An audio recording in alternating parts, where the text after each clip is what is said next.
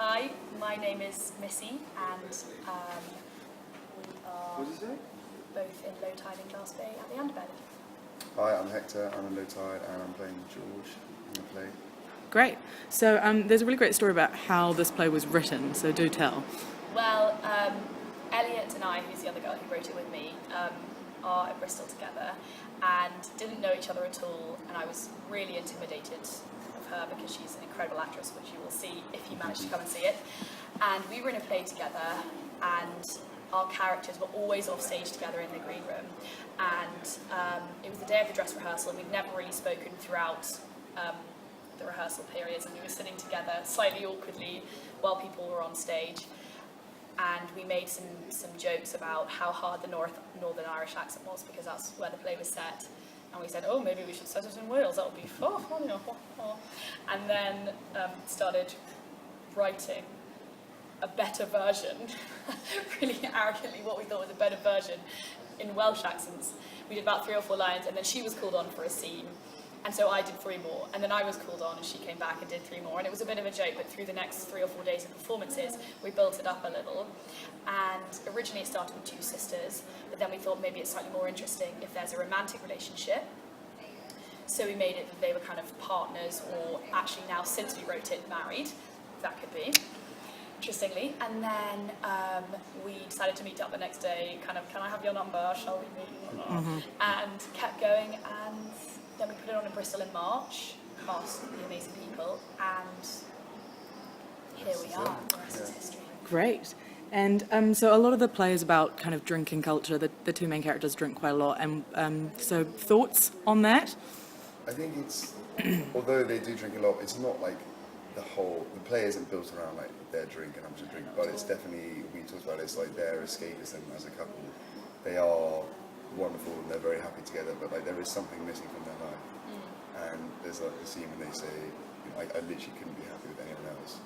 But the drink is definitely like, it's sad, it is still quite childish. Yeah, completely. They sort of, when people say describe what the couple are like as characters, we always say as though they've almost never left university because they're slightly immature and they drink slightly too much for what you imagine a 35-year-old-ish couple to do.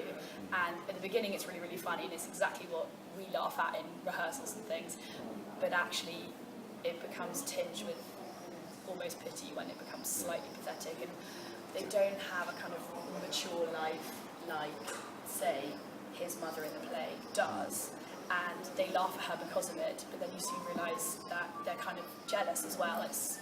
They've never had anything to make them take more responsibility. And we're saying they met at like age 20 or sort of that. It's like they've stayed at that age the whole time. Yeah. They've never taken on anything that's made them grow up and become more responsible. No. But they're still like very love. It's a very happy relationship. Just you can tell there is that side of escapism too. But then the new family comes in and just they have such a different attitude to everything. Like Lynette, who's the mother, who you talk about how they all like teach each other lessons. There's definitely like this. She's the sort of PTA mum Yeah. who Oh, gosh. absolutely brilliant. This played by this girl called Briar, and she sort of swans in at the beginning and basically doesn't really listen to them and is busy sending an email to someone really important. And even though they laugh at her, you can tell from the beginning that they're completely in awe of her and her kind of lifestyle and how she dresses and how she has busy days, and she has 2 children and she runs PTA choir and all this kind of thing. She's almost the exact opposite of what they are. Cool. And so the favourite drink of yourselves and each character? Myself, probably a nice cold beer from the tap. I can't say the same for my character. He's 16. He's very awkward, Yeah, doesn't socially know what he likes. difficult. I think he would probably stick probably Smirnoff Ice. Yeah. Oh, God. Or peach schnapps, maybe. Yeah. He's definitely done a couple of shots in his life. Oh, but, definitely. yeah. I think my favourite drink personally is probably gin and tonic. But then, although actually I probably would say they always have a hefty supply of gin at home, Karen and Bronnie, the characters. Mainly because spends her life.